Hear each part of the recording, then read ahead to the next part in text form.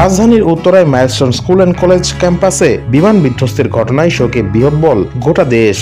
স্বাধীনতার পরে এমন মর্মান্তিক কোনো বিমান দুর্ঘটনার সাক্ষী হয়নি দেশের মানুষ। সোমবার দুপুরে এই দুর্ঘটনার পরে এখনো পর্যন্ত 27 জনের মৃত্যুর খবর মিলেছে, যাদের মধ্যে 25 জনই শিশু।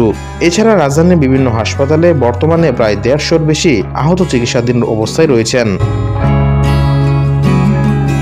মর্মান্তিক এই ঘটনা সারা দেশে শোকের মাতম সৃষ্টি করেছে। অনেকেই কোমলমতি এই শিশুদের এমন মৃত্যুতে ট্রমাটাইজড হয়ে গেছেন, অসুস্থ হয়ে পড়েছেন। তাদেরই একজন চিত্রনায়িকা পরিমণি। গতকাল উত্তরায় বিমান দুর্ঘটনার পরে প্যানিক অ্যাটাকের শিকার হন তিনি। রাতেই তাকে ভর্তি করা হয় এভারকেয়ার হাসপাতালে। মঙ্গলবার দুপুরে হাসপাতাল থেকে দেওয়া এক ফেসবুক স্ট্যাটাসে বিষয়টি নিশ্চিত করেছেন এই অভিনেত্রী, যেখানে তিনি জানান আগে থেকে আগুনের প্রতি এক ধরনের ভয় রয়েছে তার, কিন্তু উত্তরার ঘটনা এতটাই প্রভাবিত করেছে শেষ পর্যন্ত তাকে হাসপাতালে ভর্তি হতে হয়েছে। পরে তার স্ট্যাটাসে উল্লেখ করেছেন, আমার আগুনের একটা ট্রমা আছে ছোটবেলা থেকে, সেটা যে এখনো এত ভয়ঙ্কর ভাবে আছে তা বুঝতে পারি নাই।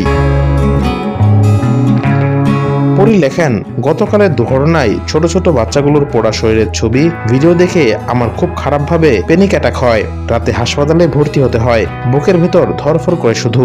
আহারে, এই শোক ওই মায়েরা কিভাবে সহ্য করবে আল্লাহ। পরিমণির অসুস্থতার খবরে দুশ্চিন্তা প্রকাশ করেছেন তার ভক্তরাও।